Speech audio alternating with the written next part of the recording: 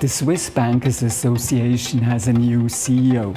Let's meet Roman Studer to discuss his top priorities during the first few months of his tenure. Roman Studer, thank you very much for having us. Thank you. Let's begin with the biggest issue of the year, the Credit Suisse UBS merger. What are, in your view, the consequences? Who are the biggest winners and who are the losers? Obviously, the biggest loser is Credit Suisse itself, and that's very sad. I mean, it has a very proud 167-year-old history, I think.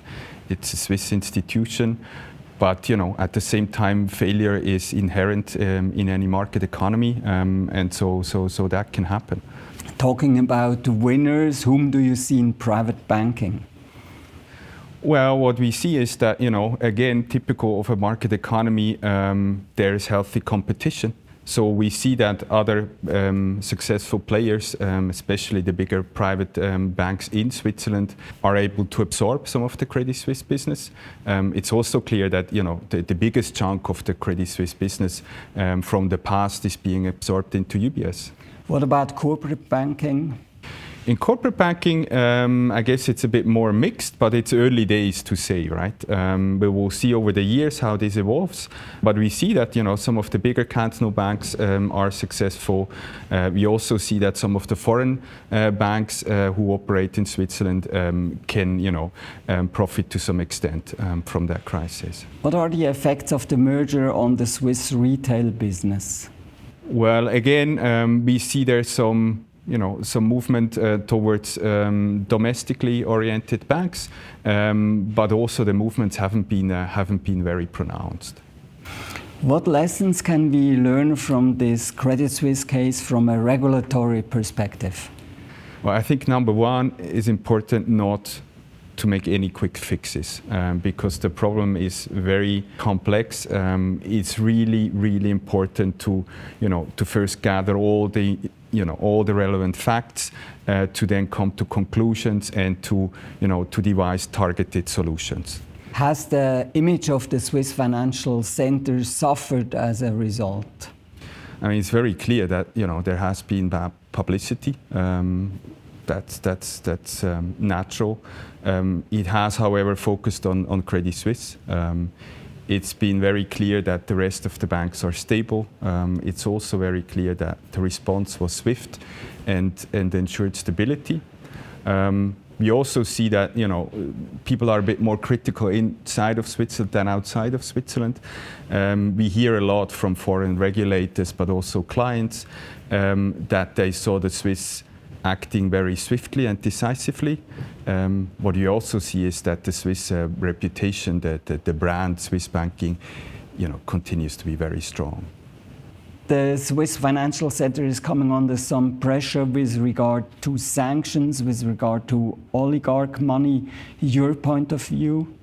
Well, when we talk about Russia sanctions, it has to be said that the Swiss banks, as other banks and other industry, conducted legally, business with Russian clients before the war, according to all rules and regulations.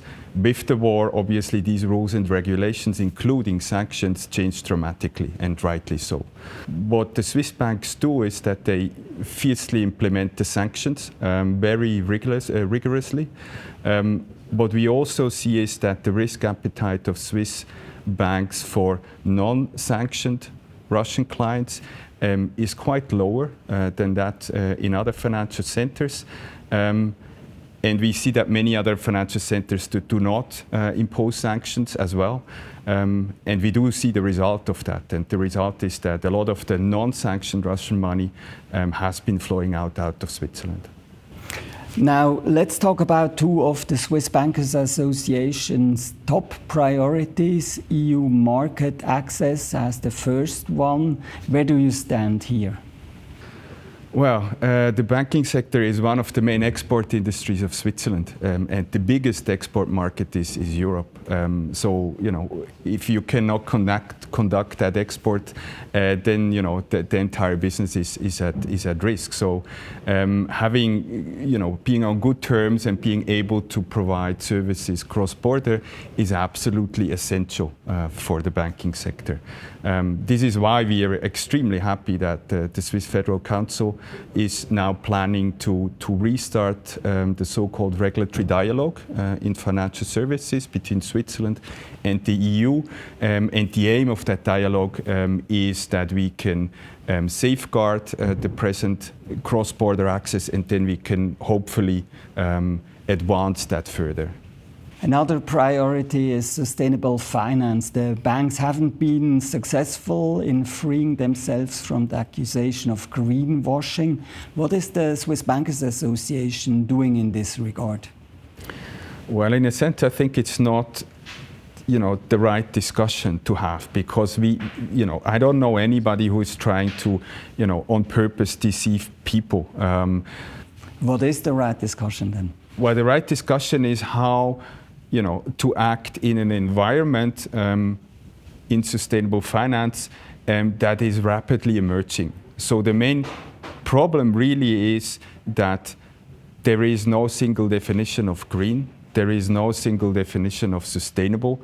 Then the data that you can get to measure some of the indicators is not of high quality, and the methodologies are evolving all the time. So in such an environment, you probably need to do two things. First, to be transparent about what you do, the data you use and the methodologies you use, but also be transparent about the limitations. And our proposal or our conviction in such a regulatory area that is fast evolving is that we should have a flexible instrument that can adapt fast to best practices on data methodologies, and that best practice in our view is self-regulation. What strengths, what attributes should the Swiss Financial Center use to position itself globally? Well, the Swiss Financial Center has many strengths, but I want to name three. First and foremost, it's the quality of the services and the products, and we have a long tradition on that. The second one is surely the stability of the financial sector, but also Switzerland more broadly. And the third is that we have, a liberal economic policy environment that is very open to innovation, and at the same time ensure stability. Where do you see the biggest opportunities? Where are the biggest risks in your view?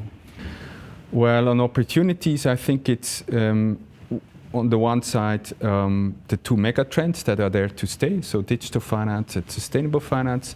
Switzerland is very well positioned there, has a long tradition of innovation. And the other one really is, again, comes back to Switzerland as an export nation, and also to banking as an export industry. If we are able as a country to make sure that we get freer access to new or big markets, then I think we will be even more successful. Roman Studer, thank you very much for having us. Thank you.